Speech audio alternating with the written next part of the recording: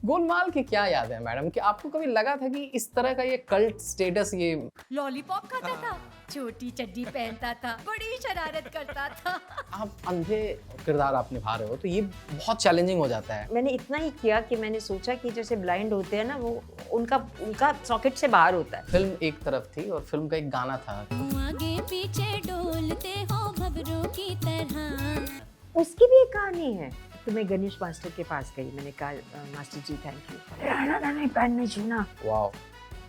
Film का नाम king uncle. अब आज हम लोग कह सकते हैं कि शाहरुख खान की फिल्म थी, लेकिन ये सबको पता है कि शाहरुख खान उस समय करियर के शुरुआती दौर में थे। सेट पर कभी ऐसा हुआ कि उन्होंने आपको हाय हेलो बोला? मुझे अफसोस है कि मैं उनसे, इरफान के बारे में बात कीजिए, क्या था वो इंसान? जब राजपथ किया तब मुझे बहुत क्लियरली याद है उसको करना नहीं था। तब हम 25,000 पर एपिसोड देते थे। ही वॉज नॉट इंटरेस्टेड, वो पैसों के लिए कर रहा था तब। प्रियदर्शन सर ने मुझे एक एड के लिए ऑफर किया। अचानक उन्होंने किसी ने बोला I am big fan of yours.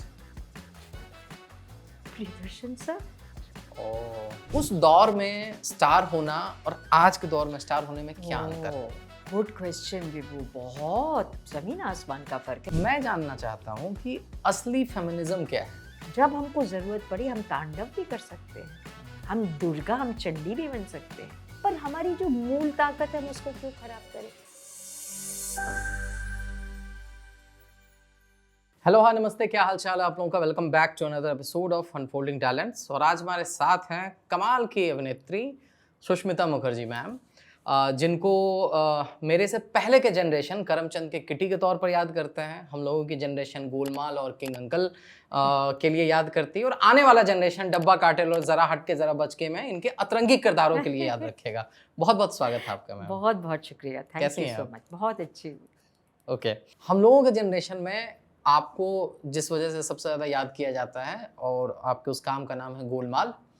आपका और परेश रावल सर का वो जो ब्लाइंड कपल जो आप लोगों ने प्ले किया है, और पूरा जो वर्ल्ड है वो आज यहाँ बर्फ पड़ने वाली है और वो सारा चीज़ जो है वो सारी चीज़ें हैं। गोलमाल की क्या याद है मैडम कि आपको कभी लगा था कि इस तरह का ये कल्ट स्टेटस ये कभी नहीं बन वो, जाएगा? नहीं, क्योंकि वो भी उनके फर्स्ट था ना। फर्स्ट था, हाँ। तो उनका फर्स्ट था, बहुत सिंसियर थे सबका, बहुत अच्छा। मुझे मतलब गोवा में हम लोग शायद ताज में थे, जा 20 साल, नेक्स्ट ईयर 20 साल हो जाएंगे। गोलमाल 2006 सेकंड फिल्म थी ये रोहित शेट्टी सर की। फर्स्ट। नहीं, फर्स्ट जमीन करके एक अच्छा बनाई थी, जब हाँ। वो पर ये हाँ, ये फर्स्ट कॉमेडी फिल्म और थी। ये हाँ। जो इनका फिर ये फ्रेंचाइज भी हाँ, बन गया। हाँ, हाँ, हाँ, ये फर्स्ट पहले सेकंड थी। ही थी। हाँ, हाँ। और बहुत अच्छा था, बहुत। सब लोग यंग थे, सब लोग, मैं क्या बताऊँ, it was just so much fun. Paresh ji के साथ मैं पहले भी एक फिल्म कर चुकी थी, किंग अंकल। हम लोग एक पेयर थे उसमें। शाहरुख खान साहब थे उसमें। हाँ, नेगेटिव थे। शाहरुख का फर्स्ट या सेकंड भी, वो तब तब भर ही रहे थे वो। और तो ये हमारा सेकंड था साथ में। बहुत बहुत अच्छा है, बहुत इंटरेस्टिंग, नाइस। मैम, उसमें अच्छी बात क्या होती है ना कि जब स्लैपस्टिक कॉमेडी होती है ना तो आप थोड़ा लाउड हो जाते हो या आपको ओवर द टॉप जाना पड़ता है। उसमें अच्छी चीज़ क्या है ना, अच्छा दूसरी चीज़ क्या है ना कि आप अंधे ब्लाइंड किरदार आप निभा रहे हो, तो ये बहुत चैलेंजिंग हो जाता है कि आपको प्रिटेंड करना है कि सामने कोई नहीं है, फिर भी आपको कॉमेडी करनी है। ये कितना चैलेंजिंग था आपके लिए? एक्चुअली मैंने इस तरह सोचा ही नहीं कि मैं कॉमेडी कर रही हूँ। जो दिया गया है ना, जैसे इतना ही पता है कि मैंने इतना ही किया कि मैंने सोचा कि जैसे ब्लाइंड होते हैं ना, वो उनका उनका सॉकेट से बाहर होता है। तो कंटिन्यूसली अगर मैं भी आपसे बात करूँ, it's difficult, I am not saying मतलब ईजी नहीं है, पर वही एक चीज़ मैंने की। और बाकी जो स्क्रिप्ट था, जैसे उन्होंने बताया, मैंने वही किया।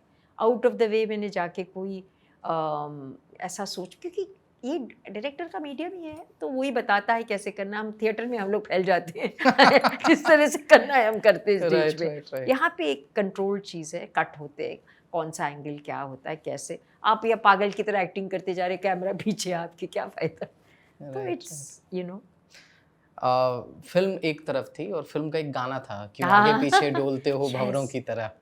ये बड़ा यूनिक कंसेप्ट उसमें लगा लोगों को कि एकदम ब्लैक एंड व्हाइट जमाने को रिक्रिएट किया गया और आप और परेश सर डांस कर रहे हैं। उसकी भी एक कहानी है। Please अच्छा, share मैं मैम। तो मुझे डांस का बहुत शौक है, पर अच्छा। मैं डांस नहीं कर सकती, मतलब Okay, हाँ, ऐसा हाँ। Not trained.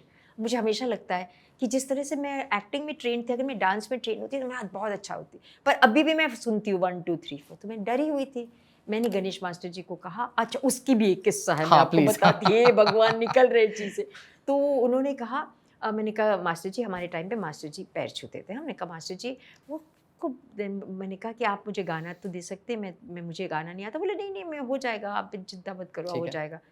मुझे गाना नहीं आया। नेक्स्ट डे मुझे जो कॉस्ट्यूम आए, मेरे पास पुराने, मेरे सास के पुरानी जो ज्वेलरी थी ना, पता नहीं थिएटर वालों की आदत है, मैं समेट के रखती थी डब्बे में अलग अलग, उसको मैंने निकाला। आप देखेंगे वो मेरे पर्सनल है। तो ओह! मैंने वो निकाल के लेके जाते हैं ना कि अगर शायद आजकल नहीं करते क्योंकि आजकल स्टाइलिस्ट है। उस ज़माने में अरे मैम आपने ये, मैं अपने घर से कुछ चीज़ें लेके जुगाड़ आई थी, करके लेके जुगाड़ जाना। करके पूरा जुगाड़ लाइफ कि कभी भी इतनी चीज़ें हैं कि आपको पता है ये कैरेक्टर के लिए ये फिट, अगर स्टाइलिस्ट को ना पता लगे मैं तो अपना एक छोटा सा डाल सकती हूँ। तो करते करते अपना कैरेक्टर बन जाता है। अगले दिन गए, उन्होंने हमको कैसेट, उस टाइम पे वो होता था कैसेट, उन्होंने दिया नहीं। मैंने कहा भी मैं डर गई। तो उन्होंने कहा कुछ नहीं होगा, आप करते रहो ठीक करते है। रहो। तो हमने जैसे जैसे उन्होंने बताते थे हम वैसे करते थे। मुझे कोई आइडिया नहीं है, जैसे वो बताते थे उनके जो असिस्टेंट थे हम करते गए। अब आप सोचेंगे कि मैं ये क्यों मैं सेकंड केस बता रही हूँ, पर ये फैक्ट है। मतलब मेरे करियर की एक और एक हाईलाइट ही कह सकती हूँ। लास्ट में जब 3-4 दिन शूट हो गया, बहुत अच्छा सेट था, तो मैं गणेश मास्टर के पास गई। मैंने कहा मास्टर जी थैंक यू। बोले नहीं नहीं पैर नहीं छूना। जब आप पृथ्वी में थिएटर करते थे हम झाड़ू लगाते थे वहाँ पर। ओह! वॉव! उन्होंने 4 दिन नहीं बताया मुझे क्योंकि मेरे मतलब मैं क्या रिएक्ट करती है। तो आप सोचिए आप क्या काम करते हो, और वो मास्टर जी जिनके मैं पैर छू रही हूँ, अरे नहीं, आप जब थिएटर करते थे राजा जी, उनमें हम लोग सब थिएटर करते थे ना, मेरा हाँ, अपनी हाँ, हाँ। मैं बाहर स्टेज में झाड़ू लगाता था। क्या हम्बल आदमी, देखो कहाँ पहुँच गए वो। तो ये एक अजीब सी, मतलब कहीं कोई कहीं अपने को पहचान लेता है ना, कहीं पे भी कोई पहचान लेता है, तो ऐसा लगता है that I am part of there history. उन्होंने कहीं देखा होगा जब छोटे होंगे, कहीं टीवी में देखा होगा, कहीं पिक्चर में देखा होगा। So I am part of their life, I am part of, हर आर्टिस्ट को यही लगता है ना, मैं उनकी ज़िंदगी में कहीं जुड़ी थी। Right, right. जब वो खाना खा रहे होते होंगे, बच्चे होते होंगे, तो उन्होंने देखा होगा इस लेडी को, तब लड़की को। अब एक होता है, हम लोग को भी फैसिनेशन होता है ना, किसी को देखा है जब, आप तो ऐसे हो जाते हो कि ओह माय गॉड। इसी तरह खाते वक़्त हम लोग भी बचपन में आपको देखा करते थे। अरे आपने भी ज़िक्र किया फ़िल्म का नाम किंग अंकल। अब आज हम लोग कह सकते हैं कि शाहरुख खान की फ़िल्म थी, लेकिन ये सबको पता है कि शाहरुख खान उस समय करियर के शुरुआती दौर में थे और ये जैकी श्रॉफ साहब की फ़िल्म थी। अनु अग्रवाल, जैकी अनु श्रॉफ। अग्रवाल की फ़िल्म थी और शाहरुख खान का छोटा-मोटा ऐसा एक रोल था, हाँ, बिल्कुल, राइट? बिल्कुल। उस फ़िल्म में आप भी थी, आपके जी। और शाहरुख खान का ज़्यादा कुछ सीन नहीं साथ था नहीं था, शायद, ऐसा हाँ। कुछ नहीं था, बट सेट पर कभी ऐसा हुआ कि उन्होंने आपको हाय हेलो बोला, या क्योंकि उनके बारे में ये बोला जाता है ना कि बहुत ही माय डियर इंसान है, बहुत ही रिस्पेक्ट देते हैं लोगों को। अनफॉर्चुनेटली कुछ कोई मेमोरी नहीं है उनके साथ, और कुछ कभी कुछ सीन्स भी नहीं हुए थे, और मुझे बहुत अफसोस है क्योंकि रियली मुझे लगता है कि वो बहुत ही स्पिरिचुअल इंसान होंगे, क्योंकि इतने लोगों से जब वो जुड़ते हैं दिल से और क्या सब, बात है, सही तो बात। वो ज़रूर उनमें ईश्वरी तत्व होगा। और मुझे अफसोस है कि मैं उनसे कभी नहीं मिल पाई, पर शायद आपके ज़रिए अगर किसी को पता चल जाए और मैं उनसे मिल पाऊँ तो मुझे बहुत अच्छा लगेगा, क्योंकि वो भी दिल्ली के हैं, मैं भी दिल्ली की हूँ। वो भी बहुत ज़्यादा फासला नहीं है उम्र में, वो बहुत अभी तो मतलब काफ़ी एज भी हो गई उनकी, but he is such a wonderful, God bless him. Right. आप अपने प्रोडक्शन के अंदर इरफान साहब के साथ भी जी, बिल्कुल, एक बिल्कुल। काम किया था, पॉलिटिकल कपल आप जी, लोग जी, बने हुए थे, राजपथ। राजपथ हाँ, आपने हाँ, किया हाँ। था। इरफान के बारे में बात कीजिए, क्या था वो हाँ, इंसान अरे अच्छा जो इरफान, इतना उनके जाने के बाद यस, भी इतनी बातें होती इरफान साहब के बारे एग्जैक्टली में? एग्जैक्टली। इरफान के साथ हमारा बड़ा अजीब सा रिश्ता था। अजीब इसलिए मैं बताऊं क्योंकि एक तो हमारा जूनियर था 4-5 साल, उतना उसको जानते नहीं थे तब उस ज़माने में। पर वो मुझे एक बार याद है, एक बहुत ही एक पीएमजीपी करके एक स्ट्रगलर्स का एक अंधेरी ईस्ट में एक कॉम्प्लेक्स है जहाँ अच्छा, सारे लोग रहते, ओके। बहुत उसमें इरफान भी रहते थे। एक टाइम हम लोग मैं एक एक्स्ट्रा फ्लैट लेने के चक्कर में थी स्टाफ के लिए। ये वही था जिनको नसीर साहब ने बोला था कि टीवी नहीं, वो तो टीवी स्लम था इन लैक्स पार। अच्छा। ये पीएमजीपी सारे स्ट्रगलर्स जानते ओके, होंगे। ओके, एक ओके, ठीक वनराई है। है हाँ, और एक हाँ, पीएमजीपी ठीक है। है, पूनम हाँ, नगर। हाँ, हाँ। तो उसमें मैंने देखा ये अंधेरे से कमरे में ये लड़का था, दुबला पतला सा, स्मोक करता था। मुझे देख के थोड़ा थोड़ा बोला, क्योंकि अब सीनियर थी, हमारे यहाँ बड़ा प्रोटोकॉल होता है, बस और कुछ नहीं, चाय वाय के लिए मैं घर देख रही थी। उसके बाद वो थोड़ा थोड़ा आगे बढ़ता गया। फिर राजा जी ने उसको प्रथा में एक अच्छा रोल दिया था, निन्नी पांडे का, बट वो ज़्यादा मतलब आर्ग्यूमेंटेटिव था। और वो जो उसको जैसे रोल्स चाहिए करते, तो मुझे नहीं पता, बट जैसा भी था उनका, जो भी था। पर जब राजपथ किया तब मुझे बहुत क्लियरली याद है, उसको करना नहीं था। ओके। उसको तब हम 25,000 पर एपिसोड देते थे, तब 1994-5 में, और उसको इंटरेस्ट नहीं था। उस टाइम पे बहुत स्वीट सा था, क्योंकि मैंने उनको मेरे बच्चे त्रिधा में पढ़ते थे, तो उनके बाबेल और वो भी शुतपा ने बोला, शुतपा भी जूनियर, कि भाई उनको वहाँ त्रिधा में डालो, तो डाला भी था। एक वॉल्डॉर्फ स्कूल है, स्टाइनर के स्कूल है, स्पेशल स्कूल्स है, तो वो उसको फिल्म्स करनी थी तभी से। तो मुझे लगता था यार तुम तो मतलब कंसंट्रेट करो ना तुम। ही वॉज नॉट इंटरेस्टेड, वो पैसों के लिए कर रहा था तब, मतलब। तो उसका बहुत क्लियर था कि वो उसको।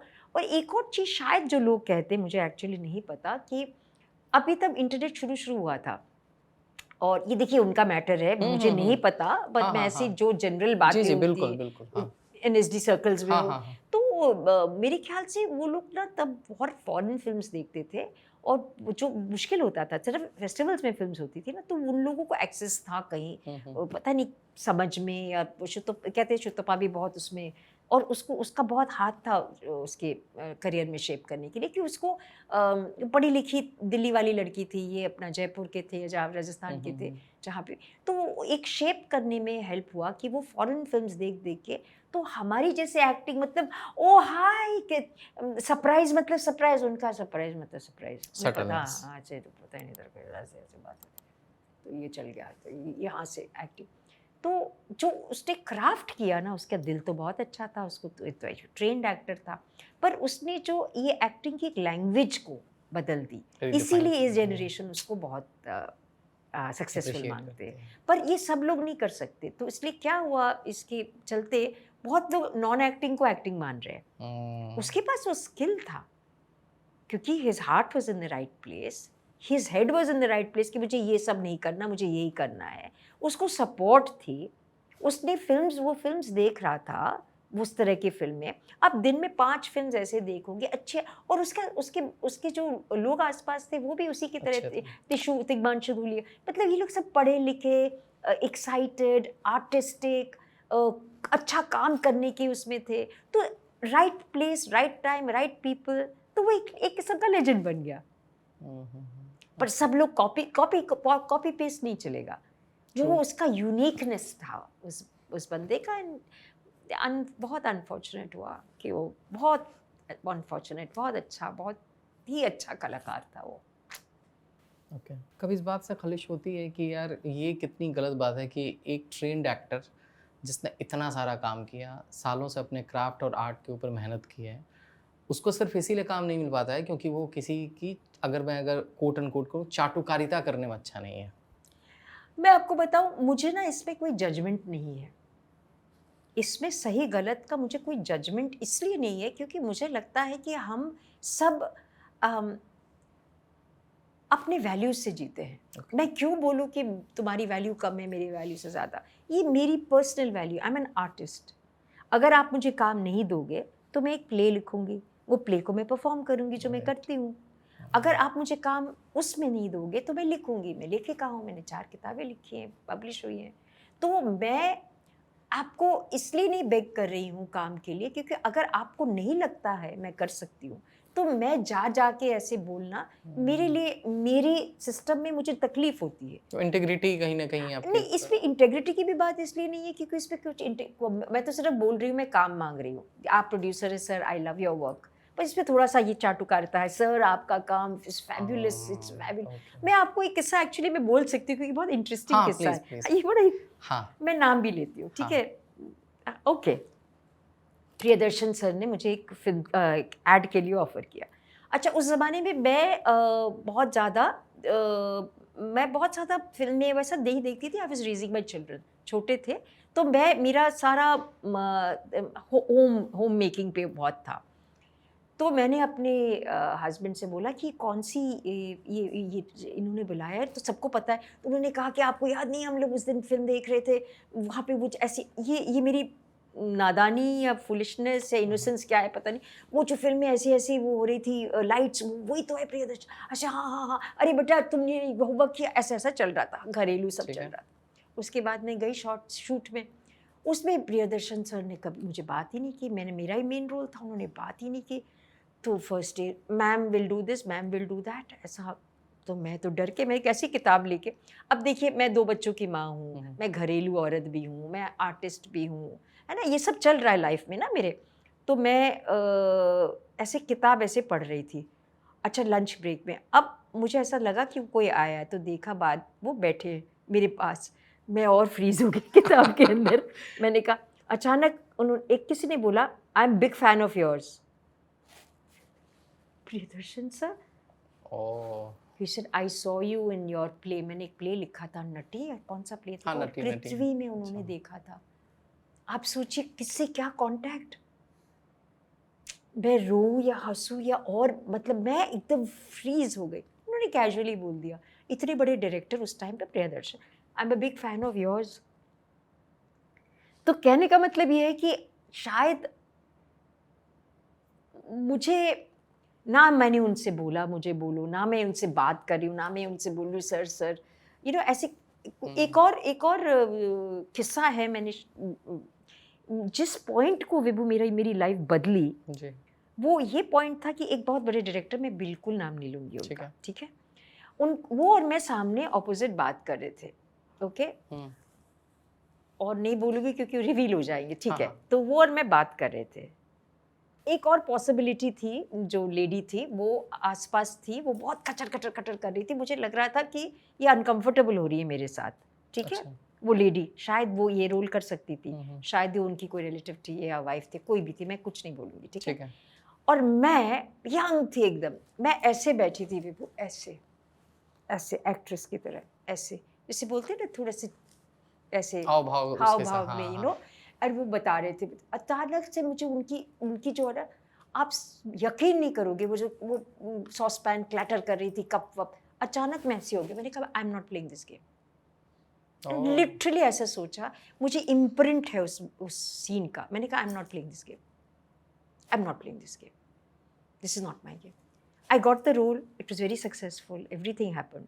But I realized that instant, I am not going to be this actress. मैंने सोच लिया, मैं नहीं कर सकती। मैंने ट्राई किया और मैं अपने आप को, मैं कंफर्टेबल नहीं थी वो करने में। तो इसलिए मुझे कोई जजमेंट नहीं है। लोग आजकल कितने ऐसे कपड़े पहनते हैं, कितने, वो उनकी टिकट है, उससे मेरा क्या लेना देना, वो मेरी टिकट नहीं है। So I am very content, I am happy. चूँकि मैंने लोगों को कहते सुना कि दिल्ली दिलवालों की होती है, दिल्ली का ये फ़ेमस, दिल्ली का वो फ़ेमस। लेकिन दिल्ली में एनएसडी है, दिल्ली में मंडी हाउस है, दिल्ली में कला के क्षेत्र के इतने जो पायनियर लोग सब हैं, वो वहाँ से आते हैं। हर इंसान का क्रिएटिव मंजिल तक पहुँचने का जो रास्ता है, वो दिल्ली होके क्यों गुज़रता है? जबकि पहुँचना तो मुंबई है। Good question. अब मैं तो दिल्ली में पैदा बड़ी हुई, मेरे फादर वहाँ गवर्नमेंट में थे, तो मैं तो कहीं और से हुई नहीं, मैं तो दिल्ली से ही हूँ। बट बात आपकी सही है एक्चुअली। जब इनको, पर देखिए मेरा अलग था, मैं तो एनएसडी में, बॉम्बे में एक्टर बनने नहीं आई। मेरे लाइफ सिचुएशंस हुए तो मैं आ गई। मैं तो दिल्ली में थिएटर करने में बिल्कुल ओके थी, क्योंकि मैंने कभी ये सोचा नहीं है कि हिंदी मूवीज़ में एक्टिंग करनी, क्योंकि सच्ची बताऊँ आपको, बंगाली मिडिल क्लास फैमिलीज़ में नहीं ये कोई बड़ी चीज़ है। आईएएस হবে, पढ़ाशोना করবে, आईएएस হবে। हमारे टाइम पे वो था, वो एक मंत्रा था। तो मैंने जब एनएसडी गई तो सबने, मतलब मैं थिएटर करती थी, बोले यार पगली है, इसको जाने दो यार, ये तो परेशान कर देगी। मैं अलग थी सबसे, तो मैं अलाउड हुई। फिर मेरी पर्सनल लाइफ सर्कमस्टांसेस से मैं बॉम्बे आई। वैसे मेरा ऐसा कोई फिल्मी एक्ट्रेस बनने का कभी नहीं था। मैं कभी शादी यहाँ पर हुई आपकी या पहले हो गई थी? पहले हो गई थी दिल्ली में। हाँ, दिल्ली में हाँ। सुधीर मिश्रा जी सर जी के जी साथ जी जी आपकी जी, शादी हुई जी। थी। ओके। हम छोटे छोटे से थे, थिएटर करते थे। मैं 19 साल की थी जब हम मिले। बहुत तो मेरा ऐसा कुछ भी नहीं था कि मैं बॉम्बे मुझे आना है स्टार बनने के लिए या फिल्मों के लिए। वो आ गए थे, विनोद चोपड़ा जी को असिस्ट कर रहे थे, पर मेरा ऐसा कुछ नहीं था। खामोश फिल्म थी ना? जी, और मैंने उसमें लिखा लिखा भी है। था, आपको क्रेडिट नहीं मिला लेकिन आप क्रेडिट मिला लिखे। है। कॉस्ट्यूम कॉस्ट्यूम डिपार्टमेंट डिजाइनर, के लिए। मुझे स्क्रिप्ट असिस्टेंट का भी मिला है। अच्छा, शबाना उसके जी लिए मिला है। मिली थी अभी, वो कह रही थी कि वो उन्होंने कुछ 40 इयर्स ऑफ दैट फिल्म ऐसा कुछ कुछ उनका कमाल की फंक्शन फिल्म था। है। हाँ। ओके। जी। आप जो बता रही हैं बंगाली फैमिली में ये सारी चीजें, और बचपन से आप रेबल भी थी ना कि जी, आप हाँ, रेबल एकदम। रेबल तो आप हाँ, थी, आप बिल्कुल। सिगरेट पी लेती थी सिर्फ ये बताने के लिए कि मैं हाँ, रेबल हूँ। बिल्कुल बिल्कुल। और बंगाली लोग होते हैं, एक तो कम्युनिस्ट होते हैं, फिर हाँ। सिगरेट पीते हैं, फिर हम तो वर्ल्ड बदल देंगे। बिल्कुल थी मैं। कम्युनिस्ट तो मैं, मेरे को लगता है कि उस उम्र में सब सब होते हैं, होते और फिर धीरे 70s धीरे में। फिर राइट साइड होते हैं। राइट साइड हो जाते हैं, फिर एक्सट्रीम राइट होते हैं, फिर कभी कभी आके अब कहते हैं नहीं, ये हाँ। तुम्हारी ये राय, तुम्हारी ये मेरी राय, हम किसी Right. की राय पे नहीं जा रहे। हम्म। ट्रांसर्फिंग जिसे बोलते हैं। कभी एक आ रहा, एक थॉट आ रहा है, फिर दूसरा थॉट आ रहा, हम कभी इधर जा रहे हैं। नहीं भाई, हम तो अपना ओरिजिनल ओजी है, हमें अपना थॉट है। ओके। आप अभी बता रहे थे कि आपको कभी भी हीरोइन नहीं बनना था, लेकिन बताइए ये कितनी आयरनी की बात है कि आपका जो काम आता है करमचंद, और उसमें जो आपका किरदार है किटी, वो इतना फेमस हो जाता है, इतना पॉपुलर हो जाता है। आप अपनी पहली गाड़ी खरीदती हैं, उसके हाँ। बाद आप अपना पहला मकान खरीदती हैं, उसके Exactly. बाद उसने आपको इतना कुछ दिया। ये जो पॉडकास्ट देख रहे हैं मैम, हमारे ऑडियंस को आप ये बताइए कि उस दौर में स्टार होना और आज के दौर में स्टार होने में क्या अंतर है? गुड क्वेश्चन विभू, बहुत ज़मीन आसमान का फ़र्क है। मैं आपको बताती हूँ कि उस ज़माने में जैसे अपने पास उतने पैसे नहीं थे जो आप एकदम तुरंत गाड़ी खरीदो, और आप बाहर भी नहीं जा सकते बस में, बिल्कुल नहीं जा सकते, क्योंकि फेम ऑर्गेनिक था। इतना ऑर्गेनिक था कि मतलब आप, मेरे सारे रिलेटिव्स को इतना वो हो गया कि हम इसको जानते हैं, बड़े खुश सब Right. लोग अपने वो कटिंग्स भेजते थे मेरे घर वालों को, देखो फिजिकली, क्योंकि इंटरनेट तो हाँ, था हाँ। नहीं। इतने स्टैक मेरे बड़े पापा ने स्टैक करके रखा था, जो कि इतना गाली देते थे पहले, गाली यानी क्या लड़की बर्बाद है, क्या करेगी, वो स्टैक करके रखते थे, क्योंकि फेम ऑर्गेनिक था। तो लोग आपको ढूंढते थे। अभी क्या है, आपको पैसे दे के मीडिया को बुलाना पड़ता है, एयरपोर्ट लुक है, पेड पेपरजी जिसको पेड पेपराजी। तो इतना Right. फर्क है कि आप मतलब वो नहीं कर सकते। और यहाँ पे हम लोग आर्ट के लिए बहुत वो थे, मतलब ये जो हम क्या कुछ बोल रहे, क्या इसमें कुछ does it have value, does it have meaning. अभी है how much value do I get, अभी वैल्यू यहाँ हो गया है।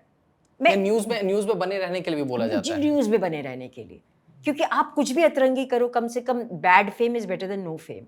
तो ये हमारी टाइम में ऐसा नहीं था। हमारे टाइम पे बहुत ही बुढ़ी साउंड करी ना, हमारी टाइम नहीं आप बताइए यार, ऐसा कुछ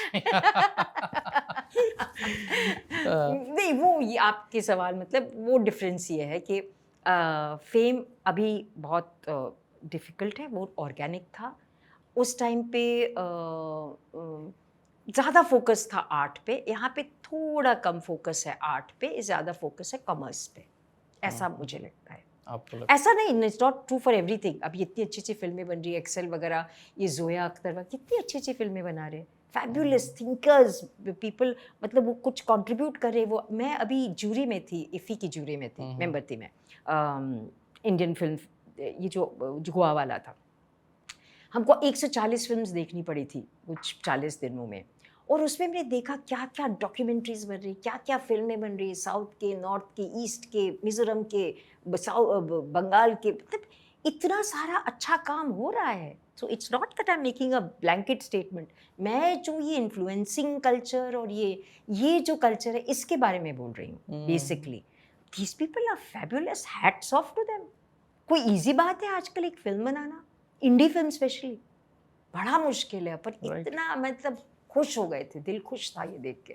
मैम, आप एक लेखिका हैं, एक अभिनेत्री हैं।